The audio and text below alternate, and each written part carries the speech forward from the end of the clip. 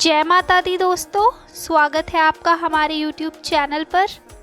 कल मैंने आपको मार्गशीर्ष मास के महात्म्य का पहला अध्याय सुनाया था। आज मैं आपको सुनाने जा रही हूँ मार्गशीर्ष मास के महात्म्य का दूसरा अध्याय। तो आइए करते हैं अध्याय को प्रारंभ। यह वार्ता सुनकर श्री ब्रह्मा जी भगवान विष्णु से कहने लगे कि हे देवेश, हे केशव, आपने विष्णु प्राप्ति का कारण मार्गशीर्ष मास का विधि पूर्वक सेवन करने को कहा, सो हे देवेश, उसकी विधि क्या है? श्री भगवान कहने लगे कि आलस्य को छोड़कर मनुष्य रात्रि के अंत में उठकर विधि पूर्वक अचमानदी करके गुरु को नमस्कार कर मेरा स्मरण करे, पवित्र होकर मौन धारण कर भक्ति से मेरे सहस्त्र नाम का कीर्तन करे, ग्राम के बाहर जाकर यथा विधि मल और मूत्र का त्याग करे, मृतका आदि से शुद्ध होकर दंत धावन पूर्वक स्नान करके तुलसी से जड़ की मिट्टी को तुलसी पत्र सहित मूल मंत्र अथवा गायत्री मंत्र से अभिमंत्रित करके उस मृतिका को शरीर में लगाकर स्नान करे और जल के अंदर नाक को दबा अधमर्षण मंत्र को पढ़े। स्नान के लिए तालाब, कुआं या बावड़ी आदि का जल श्रेष्ठ माना गया है। पहले जो मूल मंत्र कहा गया है वह भगवान का अष्टात्तर मंत्र ओम नमो नारायणा है। पवित्र होकर हाथ में कुशाले आचमन कर अपने हाथ से 4 हाथ की चारों तरफ चौकोन स्नान जल में कल्पना करे और इन मंत्रों से गंगा जी का आह्वान करे कि हे गंगे, तुम विष्णु के चरणों से उत्पन्न हुई हो, इसीलिए विष्णु रूपी हो, अतः तुम मेरी रक्षा करो। जन्म से मरण पर्यंत तुमको नमस्कार है। वायु ने जो 3.5 कोटि तीर्थ कहे हैं, जो स्वर्ग, पृथ्वी तथा अंतरिक्ष में है, वह सब तुम्हारे जल में वास करते हैं। तुम्हारा नंदिनी और देवताओं के यहाँ नलिनी नाम भी है।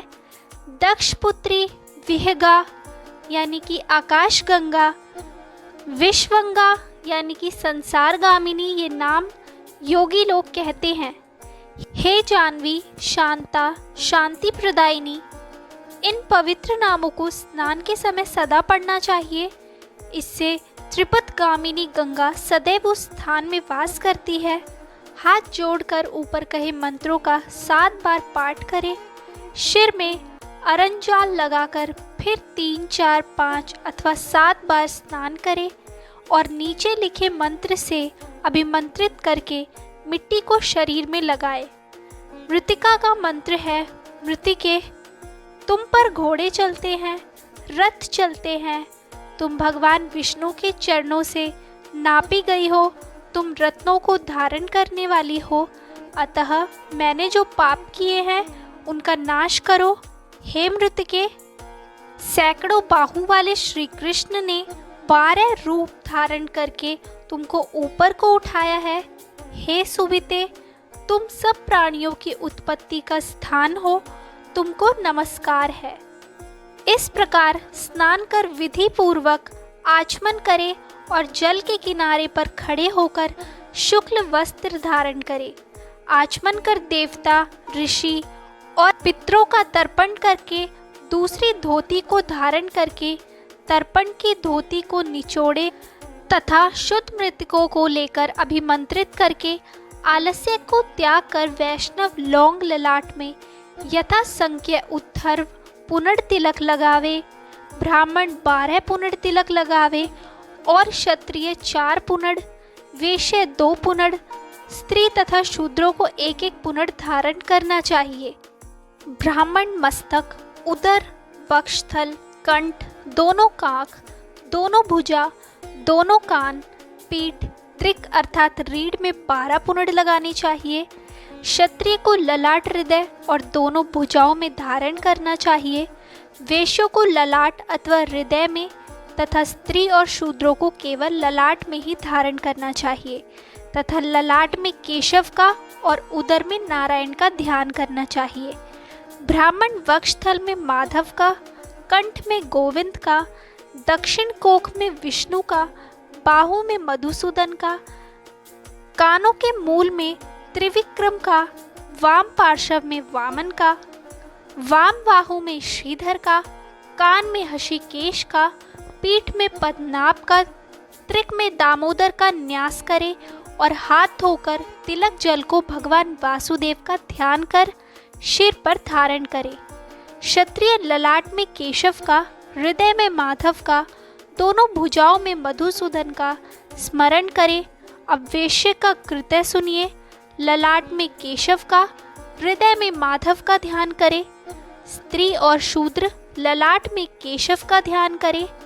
भगवान कहते हैं कि हे ब्राह्मण, इस प्रकार मेरी प्रसन्नता के लिए पुनड़ों को धारण करे।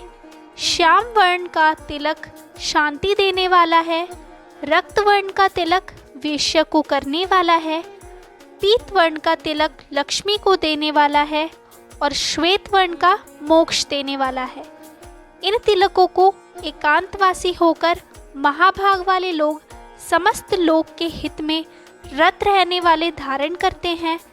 बीच में छिद्र छोड़कर विष्णु चरण की आकृति के समान पुनड़ को धारण करे। मध्य में छिद्र से युक्त तिलक को हरि मंदिर कहते हैं। ऊपर को उठा हो, सुंदर हो, सीधा हो, पतला हो, पार्श्व भाग सुंदर हो और मन को मुक्त करने वाला हो, यह उत्तम तिलक कहा गया है। और जो बिना छिद्र का तिलक धारण करते हैं वे द्विजों में अधम हैं, और जो द्विजों में अधम बिना छिद्र का उद्धर्व पुनड़ धारण करते हैं वह तिलक में लक्ष्मी के साथ स्थित मुझको अलग करते हैं। अतः छिद्र युक्त पुनड़ को धारण करे। यदि बड़ा छिद्र हो तो उत्तम कहा गया है। ब्राह्मण भगवान के सालोक्य पद प्राप्ति के लिए सदा इस तिलक को धारण करे। तो ये था मार्गशीर्ष मास की महात्म्य का दूसरा अध्याय। आगे के और अध्याय सुनने के लिए हमारी चैनल को सब्सक्राइब करें और शेयर करना ना भूलें।